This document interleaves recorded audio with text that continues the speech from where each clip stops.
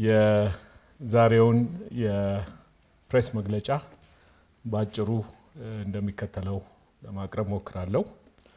የዛሬው መግለጫዬ በፖለቲካ ዲፕሎማሲ፣ በኢኮኖሚ ዲፕሎማሲ እንዲሁም በዜጋ ተኮር ዲፕሎማሲ ላይ ያተኮሩ ጉዳዮችን ነው ለማንሳት የመጣሁት።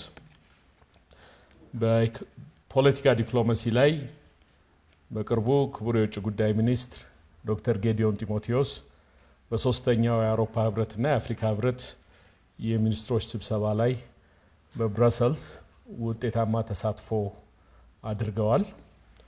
ይህ ስብሰባ የአውሮፓንና የአፍሪካን ሁሉን አቀፍ ትብብር ወደ ተሻለ ደረጃ ለማሸጋገር ታሳቢ ያደረገ ነው።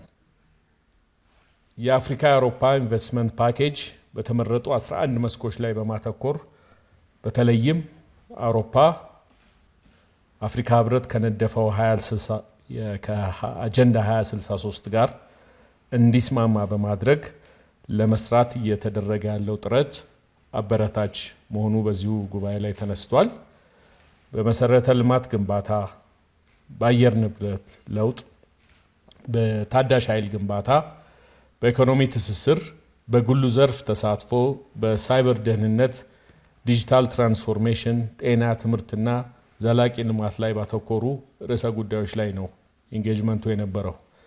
ክቡር ሚኒስትራችን እዚህ ጉባኤ ላይ ከአውሮፓ ህብረት የዓለም አቀፍ አጋርነት ኮሚሽን እንዲሁም በርካታ የሁለትዮሽ ባይላተራል ውይይቶች አካሂደዋል። ከኦስትሪያ ውጭ ጉዳይ ሚኒስትር፣ ከቤልጅየም ምክትል ጠቅላይ ሚኒስትርና የውጭ ጉዳይ ሚኒስትር፣ ከአውሮፓ ህብረት የውስጥና የስደተኞች ጉዳይ ኮሚሽነር፣ ከማልታ ምክትል ጠቅላይ ሚኒስትር እና ውጭ ጉዳይ ሚኒስትር፣ ከክሮኤሺያ ውጭ ጉዳይ ሚኒስትር እንዲሁም ከስሎቬኒያ ውጭ ጉዳይ ሚኒስትሮች ጋር በሁለትዮሽና በዓለም አቀፍ ጉዳዮች ዙሪያ መክረዋል። በእነዚህ የውይይት መድረኮች ክቡር ሚኒስትር ዶክተር ጌዲዮን ጢሞቴዎስ የኢትዮጵያን ፍላጎቶችና የብሔራዊ ጥቅም ዋና ዋና አጀንዳዎች በማጉላት ማስገንዘብ ችለዋል። ከአገራቱና ከህብረቱ ጋር በቀጣይ የተሻለ የኢኮኖሚ ግንኙነት እንዲፈጠር ማድረግ የሚያስችል የጋራ መግባባት ላይ ደርሰዋል።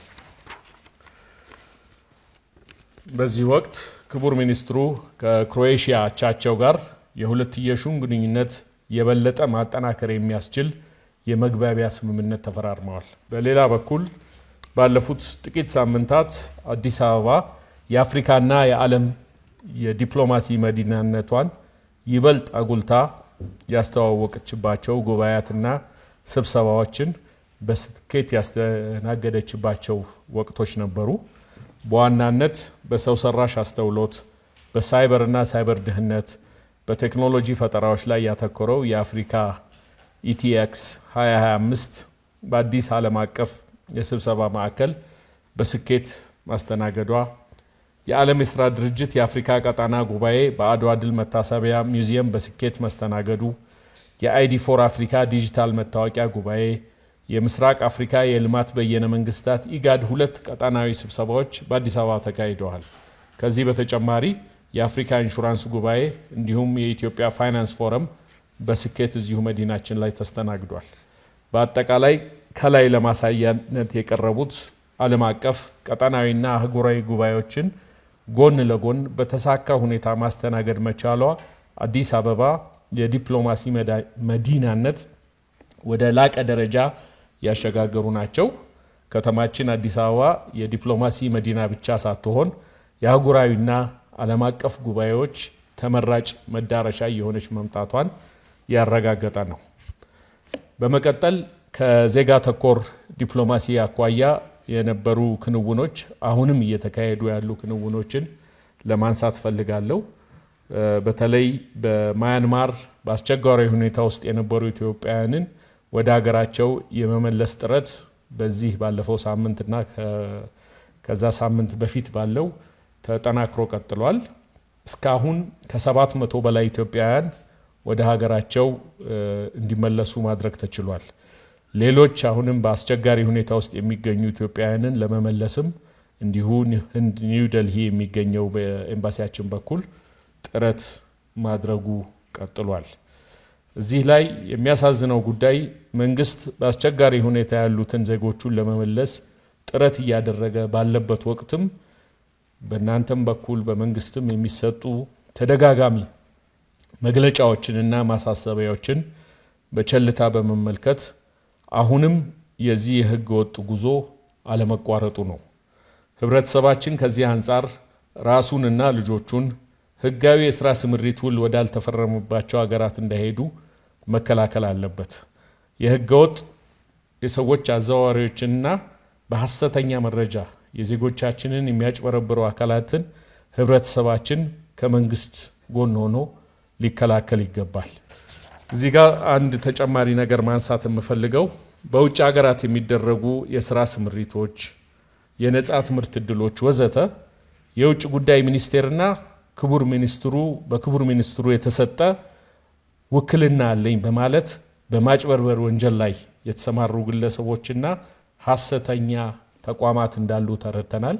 እነኚህን ተቋማትም ሆኑ ግለሰቦችን በሚመለከተው የህግ አካል ክትትል እንዲደረግበት እያደረግን ነው። የተለያዩ ማህበራዊ ሚዲያዎች ላይ እናንተ ማይታችሁ ይሆናል።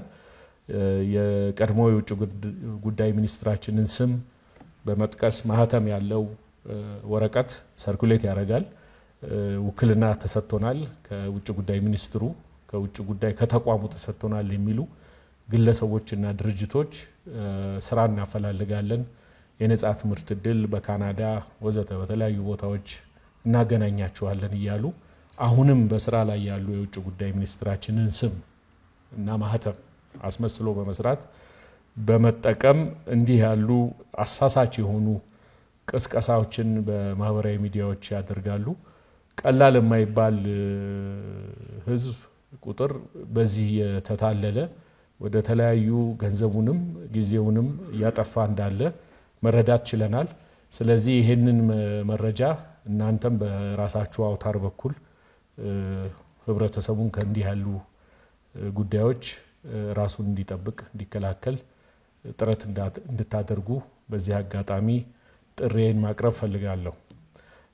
ማያንማርን በተመለከተ የተከበሩ የሚዲያ አባላትን በዚህ አጋጣሚ ምስጋናዬን ለማቅረብ ፈልጋለሁ። በእናንተም በኩል ተከታታይ የሆነ ጥረት ተደርጓል። በመንግስትም በኩል ዜጎቻችንን በአስቸጋሪ ሁኔታ ውስጥ የነበሩ ዜጎቻችንን ለማስመለስ ሰፊ ጥረት ተደርጓል። ያም ሆኖ ግን አሁንም ወደዛ አካባቢዎች ሰዎች እየተንቀሳቀሱ እንዳሉ ነው እየተረዳን ያለነው። ይበልጥ ደግሞ የሚያሳዝነው ወደዛ አካባቢ የሚንቀሳቀሱ ዜጎቻችን ዕውቀት ያላቸው ወጣቶች፣ ሁኔታዎችን አገናዝበው መረዳት የሚችሉ ወጣቶች ቀጥታ እንዲህ ያለ ስህተት የሆነ ራሳቸውንም ለአደጋ የሚያጋልጥ ሁኔታ ውስጥ ከመረጃ እጥረት ሳይሆን ከምን አይነት ውሳኔ ላይ የደረሱ ወደዛ እንደሚንቀሳቀሱ መረዳት ትንሽ ያስቸግራል። ይሄ መሆኑ ትንሽ ጉዳዩን አስቸጋሪ አድርጎታል። አሁንም ግን እዛ የቀሩትንም ዜጎች ለማስመለስ ጥረት ይደረጋል። እዚህ በሀገር ውስጥ ደግሞ ከእንዲህ ያሉ ነገሮች ዜጎች እንዲቆጠቡ የሚደረገውን ጥሪ ደግመን ደጋግመን ለማስተላለፍ እንወዳለን። አመሰግናለሁ።